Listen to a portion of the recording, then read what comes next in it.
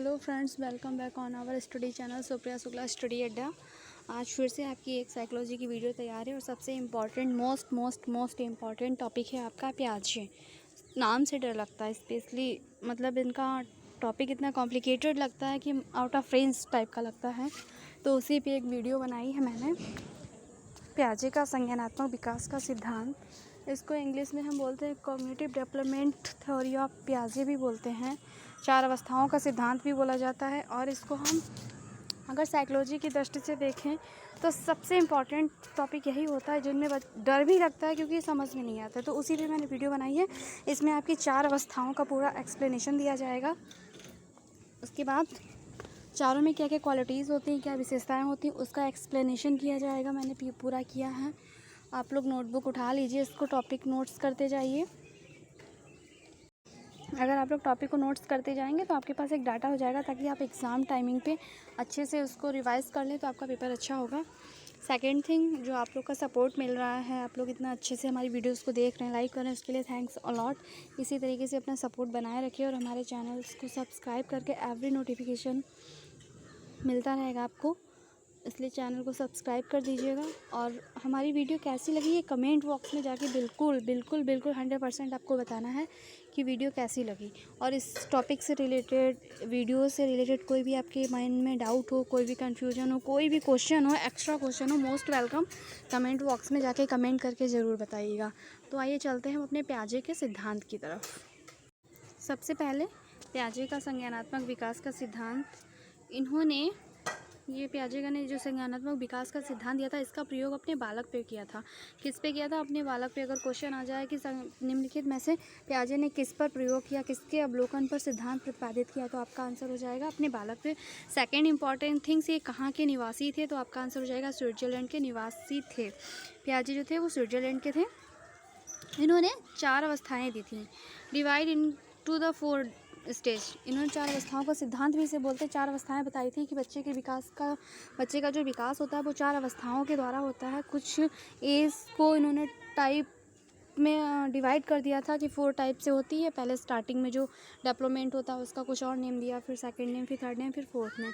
तो पहली जो अवस्था इनकी थी, पहली अवस्था इनकी बोली जाती है इंद्रिय जनित अवस्था, या संवेदी गामक अवस्था, या अहम केंद्रीय अवस्था। ये इसके अगर बोला जाए तो उपनाम भी हो सकते हैं। इंद्रिय जनित अवस्था, संवेदी गामक अवस्था एंड अहम केंद्रीय अवस्था। ये कब से होती है? 0 से 2 वर्ष। Important is timing. ये कब से कब तक होती है? 0 से 2 वर्ष। नेक्स्ट, पूर्व संक्रियात्मक अवस्था, जो नंबर 2 की है वो पूर्व संक्रियात्मक अवस्था। ये 2 से 7 वर्ष चलती है। इसको प्री ऑपरेशनल स्टेज बोलते हैं। फर्स्ट वाली को सेंसोरी मोटर स्टेज बोलते हैं। थर्ड है मूर्त संक्रियात्मक अवस्था, 7 से 11 वर्ष तक चलती है। यानी कि बच्चा जब बाल्यावस्था में आ जाता है तो आपकी बाल्यावस्था और उत्तर बाल्यावस्था और पूर्व किशोरावस्था में मूर्त संक्रियात्मक अवस्था चल रही होती है। और 4 इन्होंने बताई थी अमूर्त या औपचारिक संक्रियात्मक अवस्था, फॉर्मल ऑपरेशनल स्टेज। ये 11 ईयर से अबव चलती है, या फिर 11 वर्ष से प्रौढ़ावस्था तक चलती रहती है। तो ये आपकी 4 हो गई। अगर क्वेश्चन आए टोटल प्याजे ने कितनी विशेष अवस्थाओं का सिद्धांत दिया, तो आपका आंसर हो जाएगा 4 अवस्थाओं का सिद्धांत दिया। उनके नेम इंद्रिय जनित अवस्था, या संवेदी गामक अवस्था, या अहम केंद्रीय अवस्था। नंबर 2 पूर्व क्रियात्मक अवस्था, नंबर 3 मूर्त संक्रियात्मक अवस्था, और नंबर 4 अमूर्त या औपचारिक संक्रियात्मक अवस्था। अब इसको हम अच्छे से एक्सप्लेन करते हैं कि एवरी स्टेज को अलग अलग क्लैरिफाई कर रहे हैं ताकि अच्छे से समझ में आ जाए। पहली अवस्था है इंद्रिय जनित गामक अवस्था, सेंसरी मोटर स्टेज। ये जन्म से 2 वर्ष तक होती है। याद रखिए, जन्म से 2 साल तक जो अवस्था चलती है उसको संवेदी गामक अवस्था या इंद्रिय जनित गामक अवस्था बोलते हैं। नंबर 2 पे है पूर्व संक्रियात्मक अवस्था, 2 से 7 वर्ष चलती है, इसको प्री ऑपरेशनल स्टेज भी कहते हैं। नंबर 3 पे मूर्त संक्रियात्मक अवस्था, मतलब मूर्ति रूप में बच्चा एक उन्हीं चीज़ों को अपने माइंड में ला सकता है जिसको उसने अगर बोला जाए तो मूर्ति के रूप में पहले कभी देखा हो। अगर पहले कभी नहीं देखा है तो उस टॉपिक में बच्चा एनालाइज नहीं कर पाएगा, सोच नहीं समझाएगा, उसकी छवि उसके माइंड में नहीं आती है। और पूर्व संक्रियात्मक अवस्था का मतलब थोड़ा थोड़ा भाषा का विकास हो जाता है, थोड़ा थोड़ा समस्या समाधान स्टार्ट हो जाती है, इस टाइप से है। तो इसको हम क्लियर मेथड से एकदम से पढ़ेंगे। सबसे पहले आते हैं हम पूर्व संक्रियात्मक अवस्था पर। सबसे पहले पढ़ेंगे हम पहली अवस्था, जिसका नाम है इंद्रिय जनित गामक अवस्था। इसमें इन्होंने क्या बोला था? इन्होंने बोला था कि इसमें मानसिक क्रियाएं इंद्रिय गामक अवस्थाओं के रूप में ही संपन्न होती हैं।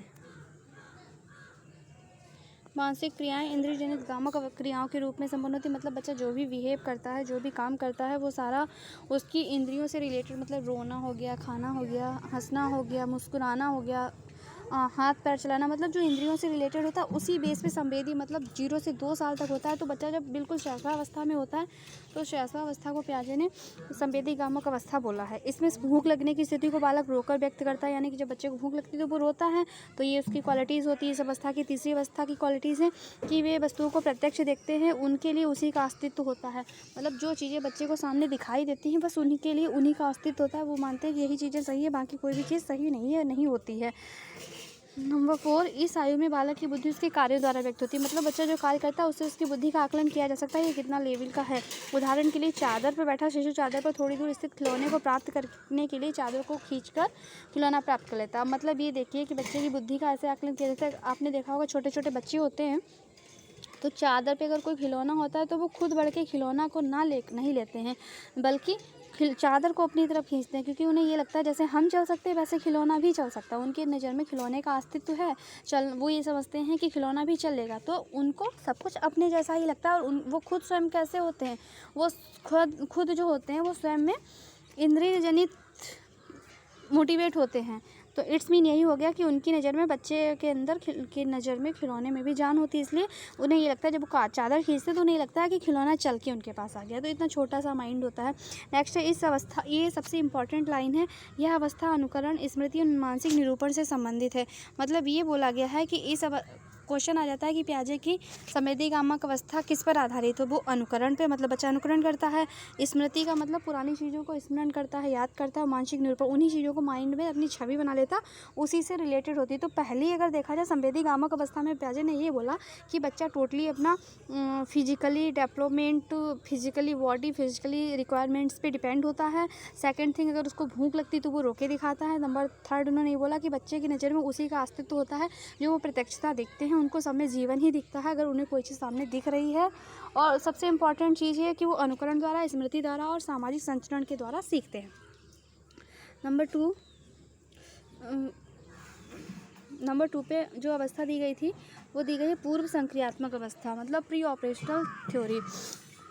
पूर्व संक्रियात्मक अवस्था में बच्चा थोड़ा थोड़ा एक्टिव होने लगता है। इसकी एज बहुत इंपॉर्टेंट, 2 से 7 वर्ष। मतलब आपने देखा होगा 2 वर्ष से लेकर 7 वर्ष का बालक अगर देखा जाए तो पूर्व बाल्यावस्था में माना जाता है। तो बाल्यावस्था में मतलब बच्चे फर्स्ट या सेकंड क्लास के हो जाते हैं, पढ़ना स्टार्ट कर देते हैं। तो इस अवस्था में बालक अपने परिवेश की वस्तुओं को पहचानने एवं उसमें विभेद करने लगता है। मतलब अगर कोई भी चीज़ देखेगा तो उसमें डिफरेंस करना सीख जाता है इस एज में बच्चा। सेकंड, इस दौरान उसमें भाषा का विकास भी प्रारंभ हो जाता है। अब अगर क्वेश्चन आ जाए कि पियाजे की किस अवस्था में भाषा का विकास प्रारंभ होता है, तो पूर्व संक्रियात्मक अवस्था होगी। और अगर क्वेश्चन आ जाए कि पियाजे की कौन सी अवस्था में भाषा पर पूर्ण अधिकार प्राप्त कर लिया जाता है, तो आपका मूर्त संक्रियात्मक अवस्था हो जाएगी। नेक्स्ट 3 है, इस अवस्था में बालक नई सूचनाओं अनुभवों का संग्रह करता है। मतलब पुरानी चीज़ें जितनी उसने नई नई चीज़ों को देखता है, जो भी पर डे लाइफ में उसकी घटित होती हैं उन चीज़ों को देखता है, तो वो और उन एक्सपीरियंस को, उन अनुभवों को अपने माइंड में सेट कर लेता है। वह पहली अवस्था की अपेक्षा अधिक समस्याओं का समाधान करने योग्य हो जाता है। अब आप सोच रहे होंगे समस्याओं का समाधान इतनी जल्दी कैसे कर पाएगा, क्यों नहीं कर लेगा। आप ये सोचिए, जब फर्स्ट या सेकेंड क्लास के बच्चे होते हैं तो उसमें कोई ना कोई मॉनिटर भी होता है। तो उस मॉनिटर का काम तो यही होता है कि जब टीचर की अब्सेंस में वो छोटी छोटी प्रॉब्लम्स को शॉर्ट आउट कर ले, तो जब मॉनिटर उस प्रॉब्लम्स को सॉल्व कर सकता है तो इट्स मीन जो पूर्व संक्रियात्मक अवस्था है इसमें समस्या का समाधान या प्रॉब्लम सॉल्विंग हल्की हल्की स्टार्ट हो जाती है। छोटे छोटे टॉपिक्स को बच्चा सॉल्व कर सकता है। तो यही पियाजे ने बोला था कि सेकेंड स्टेज में बच्चे के अंदर समस्याओं का समाधान करने की योग्यता का हल्का हल्का विकास होने लगता है। 3 है आपकी मूर्त संक्रियात्मक अवस्था। मूर्त संक्रियात्मक अवस्था का पियाजे ने बोला था मूर्त संक्रियात्मक अवस्था 7 से 11 वर्ष तक चलती है। बहुत इंपॉर्टेंट, लर्न कर लीजिए। पहली 0 से 2, दूसरी 2 से 7, तीसरी 7 से 11। 7 से 11 वर्ष तक चलती है मूर्त संक्रियात्मक अवस्था। मूर्त का मतलब क्या होता है, मतलब अब जैसे आप लोग बताइए क्या बना है, आम बना है ना, आपको दिख रहा है ये आम बना है। अच्छा नहीं बना है कोई बात नहीं, लेकिन आम ही बना है। अब आपने आम देख लिया तो आपने जैसे ही पिक्चर को देखा तो आपकी समझ में आ गया ये आम है, क्योंकि आपने पहले आम देखा है। अब जो 3rd स्टेज का बच्चा होता है, अगर उसने पहले कभी आम नहीं देखा तो वो नहीं बता पाएगा कि ये आम है। इसका मतलब ये हुआ कि बच्चा केवल उन्हीं चीज़ों के बारे में सोच समझ सकता है, उन्हीं के बारे में समझ सकता है जिन चीज़ों को उसने पहले कभी देखा है। अगर उसने पहले नहीं देखा, मूर्ति रूप मतलब मूर्त अवस्था का मतलब ये है कि मूर्ति के रूप में बच्चा उसी के बारे में सोच सकता है जिसको आप मूर्ति के रूप में उसके सामने प्रस्तुत करेंगे।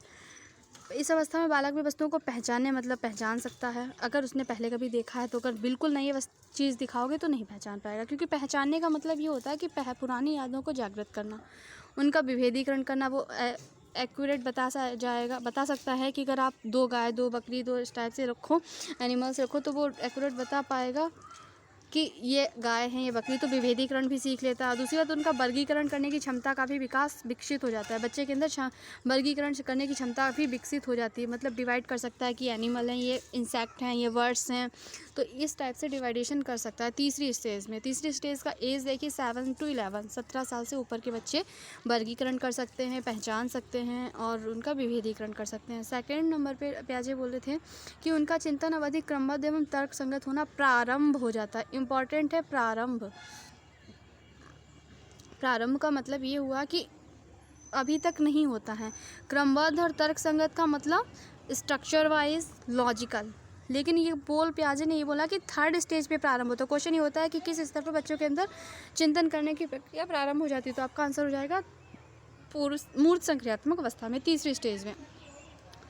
नेक्स्ट है, तो ये आपकी इंपॉर्टेंट लाइन है, इसको आप लर्न कर लीजिएगा कि क्रमबद्ध एवं तर्क संगत होना प्रारंभ किस स्तर की अवस्था का विशेषता है, तो मूर्त संक्रियात्मक अवस्था की विशेषता है। नेक्स्ट है, इस अवस्था में बालक क्या विश्वास करने लगता है कि लंबाई, भार, अंक आदि स्थिर होते हैं। मतलब लंबाई, भार और अंक मतलब द्रव्यमान है, इंच है, लंबाई है, गुणा है, मल्टीप्लाई, इन सब चीज़ों में उसका एकदम विश्वास होने लगता है कि हाँ ये सब चीज़ें बिल्कुल स्थिर होती हैं, इनका चेंजमेंट नहीं होता। जैसे वो संवेदीगामक अवस्था में उसको ये लगता है कि जो खिलौना है वो मेरी तरफ चल के आ रहा है, लेकिन मूर्त संक्रियात्मक अवस्था में आते आते बच्चे को ये समझ में आ जाता है कि अगर ये पेड़ है तो ये अपनी जगह पर रहेगा, मूवमेंट नहीं करेगा। या फिर अगर ये कोई भी निर्जीव वस्तु है, नॉन लिविंग थिंग्स हैं, तो वो स्टॉप रहती हैं, मूवमेंट नहीं करती हैं, ब्रीथिंग नहीं करती हैं। तो ये सारे कॉन्सेप्ट बच्चे को अच्छे से समझ में आने लगते हैं। तो आपकी तीनों अवस्थाएं हो गई हैं, ये इंद्रियजनित गामक अवस्था, पूर्व संक्रियात्मक अवस्था, मूर्त संक्रियात्मक अवस्था। अब चौथी अवस्था है, थोड़ी सी टफ है लेकिन बहुत इजी भी है। सबसे ज़्यादा कंफ्यूजिंग वाला मैटर होता है ये, सबसे इम्पॉर्टेंट ये आती है और नंबर 2 पे ये आती है, क्योंकि पहली तो समझ में आ जाती है कि संवेदीगामक अवस्था में बच्चा बस 2 साल का होता है, कुछ नहीं कर पाएगा कोई चीज़ों की स्टार्टिंग नहीं होती, रोना होता है, इंद्रिय संवेदी तंतु होते हैं, इस टाइप से होती है। एंड जो 4th स्टेज होती है उसमें सब हाई लेवल का होता है, तो जितना भी हाई लेवल का होता है वो 4th स्टेज पे होगा। तो कन्फ्यूजन हमेशा 2nd और 3rd स्टेज में होता है, तो इसको अच्छे से नोट कर लीजिए, कहीं भी आप इस डाटा को पूरा नोट कर लीजिए ताकि आपको कन्फ्यूजन ना क्रिएट हो। नेक्स्ट को देखते हैं स्टेज नंबर 4। स्टेज नंबर 4 है अमूर्त संक्रियात्मक अवस्था। अमूर्त संक्रियात्मक अवस्था को फॉर्मल ऑपरेशनल स्टेज बोलते हैं। फॉर्मल ऑपरेशनल स्टेज ये 11 वर्ष के बाद ही स्टार्ट होती है, मतलब 11 ईयर के अबव जितने भी बच्चे होते हैं वो 4th स्टेज में इम्प्लीमेंट कर लेते हैं। इसमें इन्होंने क्या बताया था, इन्होंने ये बोला था कि इस अवस्था में यह अवस्था 11 वर्ष से प्रौढ़ावस्था तक चलती है। मतलब अगर आपका देखा जाए तो किशोरावस्था में आपकी चौथी अवस्था चलती है। अवस्था 11 वर्ष से प्रौढ़ावस्था तक चलती है। नेक्स्ट है अमूर्त चिंतन। इस अवस्था की प्रमुख विशेषता है अमूर्त चिंतन का मतलब ये होता है कि उसको मूर्ति की ज़रूरत नहीं है, वो बिना मूर्ति के भी सोच सकते। उसको अगर आप इमेजिन करने के लिए बोलेंगे कि हाँ सोचिए तारे हैं, ये चाँद है, हमसे असंख्य दूर है, तो वो इमेजिन कर सकता है कि असंख्य की दूरी क्या होती है, उसका मात्रा क्या होता है, कितनी होगी, इन सब चीज़ों का इमेजिनेशन करना स्टार्ट हो जाता है। क्योंकि ये हाई लेवल की होती है, सुपर लेवल की होती है, इसमें बच्चे को कुछ समझाने की जरूरत नहीं, सब कुछ डेवलपमेंट हो चुका होता है। इस अवस्था में भाषा संबंधी योग्यता तथा संप्रेषणशीलता का विकास ऊंचाई को छूने लगता है। मैंने बोला था कि आपकी 2nd लैंग्वेज होती है, इसमें भाषा का विकास आरंभ होता है, और जो अनौपचारिक संक्रियात्मक अवस्था होती है इसमें योग्यता विकास ऊंचाई को मतलब हाई लेवल पे हो जाता है। भाषा का विकास हाई लेवल पे, communication level development high level पे। अमूर्त चिंतन की प्रमुख विशेषता पाई जाती है, अमूर्त चिंतन हाई लेवल पे। इस अवस्था में व्यक्ति अनेक संक्रियात्मक को संगठित कर उच्च स्तर का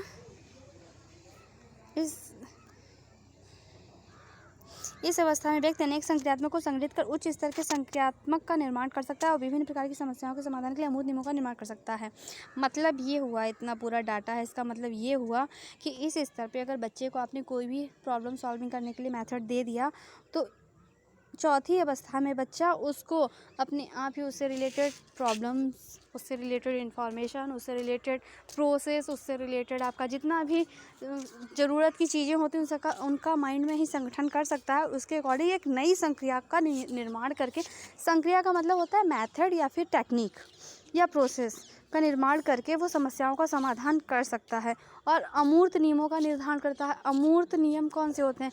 अमूर्त नियम वो होते हैं जिनके लिए हमें किसी वस्तु की प्रत्यक्षीकरण की आवश्यकता नहीं होती है। कोई भी चीज़ हमें फेस टू फेस नहीं देखनी है, फ्रंट ऑफ नहीं देखनी है, उसकी एब्सेंस में भी हम उसके बारे में इमेजिन कर सकते हैं, उससे रिलेटेड हम इंफॉर्मेशन ले सकते हैं, इंफॉर्मेशन दे सकते हैं, उससे रिलेटेड हम प्रॉब्लम को सॉल्व कर सकते हैं। नेक्स्ट, बालक में अच्छी तरह से सोचने, समस्या समाधान करने एवं निर्णय लेने की क्षमता का विकास हो जाता है। तो फोर्थ जो स्टेज है इसमें बच्चे के अंदर अच्छी तरह से, मतलब अच्छी तरह का मतलब क्या है, अगर देखा जाए तो हाई लेवल पे जितना होना चाहिए उतना ही सोच सकता है, प्रॉब्लम सॉल्विंग करने में और निर्णय लेने की क्षमता का विकास हो जाता है। अब होना बाकी नहीं है। फोर्थ स्टेज पे आगे आप कहाँ तक जाएगा? नहीं जाएगा ना, कहीं तक हो गया, उसका पूरा विकास हो चुका है। तो इट्स मीन ये पूरी 4 स्टेज दी थी प्याजे ने।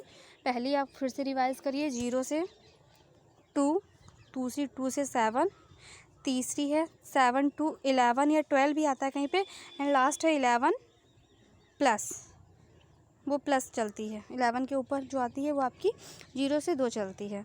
तो ये अवस्था की पहली अवस्था इंद्रिय संवेदीगामक अवस्था होती है, उसमें रोना होता है और बच्चा इंद्रियों से सीखता है। दूसरी अवस्था आपकी पूर्व संक्रियात्मक अवस्था होती है जिसमें बच्चा हल्का हल्का भाषा का विकास होने लगता है और थोड़ा थोड़ा, मैंने बोला था मॉनिटर होता है किसी ना किसी क्लास का, तो हल्का हल्का समस्याओं का समाधान करना प्रारंभ कर लेता है। तीसरी मूर्त संक्रियात्मक अवस्था में बच्चे को वही ज्ञान आता है जिन उससे रिलेटेड वो सोच सकता है, समझ सकता है, उनसे रिलेटेड समस्याओं को समाधान कर सकता है, जिन चीज़ों को उसने प्रत्यक्ष देख लिया है।